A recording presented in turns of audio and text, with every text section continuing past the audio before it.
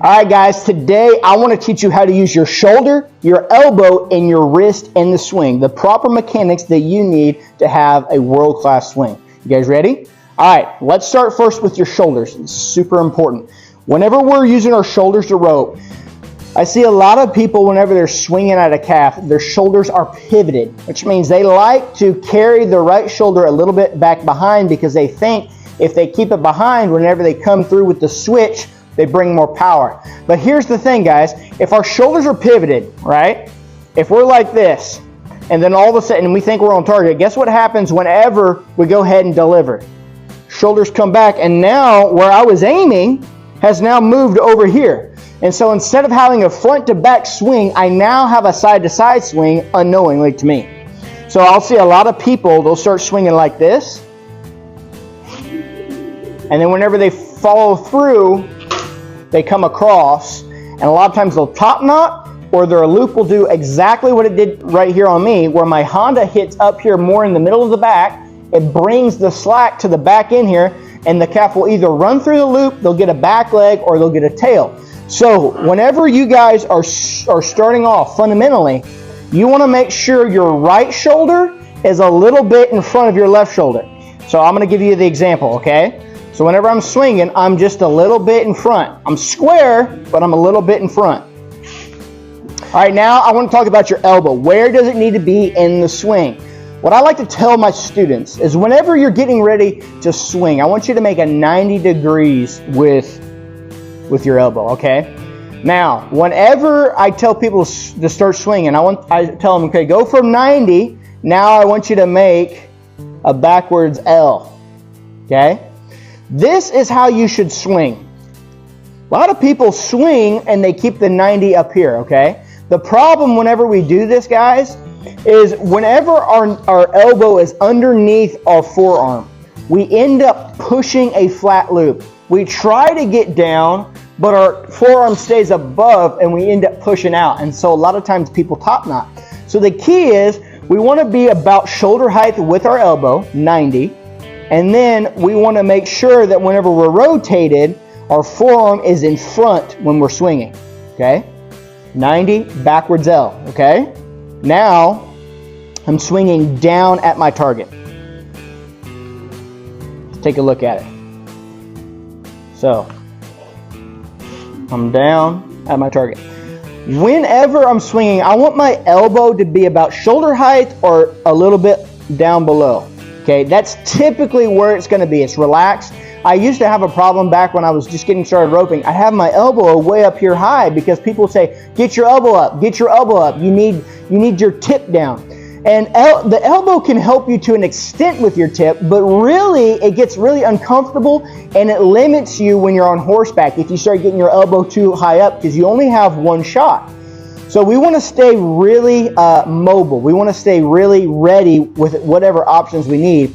And having your elbow about shoulder height or a little bit below is what helps you do that. But the key is having the forearm down and then controlling your tip, not only with your elbow a little bit, but then your wrist. And that's where we're going to go next is with our wrist. But the area that you'll see your elbow change is whenever you start getting really, really close to the calf, okay? So if I'm back here, my elbow is going to stay pretty relaxed because my target's out in front of me. But as I get closer, my elbow is going to come up, right? My forearm's still staying down on this calf where my elbow's up. So your elbow does change a little bit, but the majority, when we're about 3 to 4 foot behind this calf, a typical spot when we're roping our calves, elbow is going to be about shoulder height or a little bit below. Now let's talk about your wrist in the swing. If you don't get this, this will be detrimental to having a world-class swing. This is what I see the hardest thing for people to get and what I probably stress the most whenever I'm helping students rope.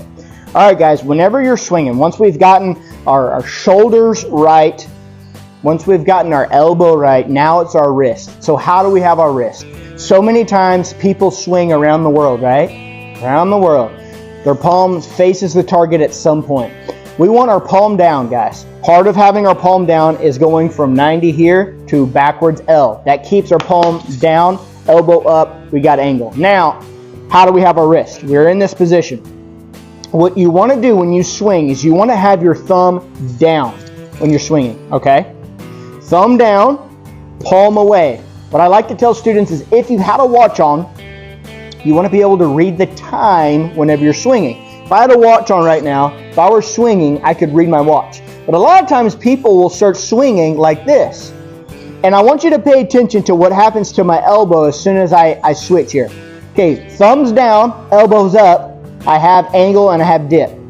But as soon as I have my wrist come looking back where I can't see my watch, guess what happens to my elbow? It comes down, which means I'll now have a side-to-side throw and I'll be pushing my loop so it's going to be flat. So your thumb and coinciding with your elbow is super important for dip and getting a really good figure eight over the top of the calf. So thumbs down, palms away. Sometimes it's hard for people to understand thumb down, so I tell them pinky up. So thumb down or pinky up, palm away. Now, here's the big thing. People go, well, okay, I'm doing that, but am I supposed to still go around the world? No. Lock your wrist. You're more of pushing and pumping and creating a little bit of coming across with your finger in the swing.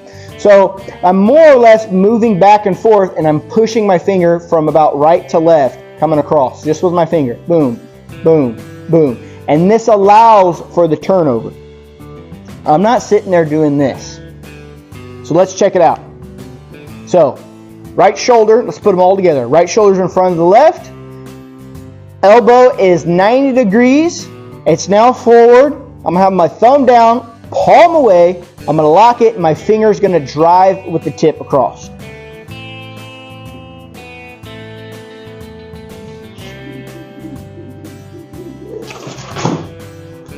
See how that loop came back around so well? Let's do it one more time.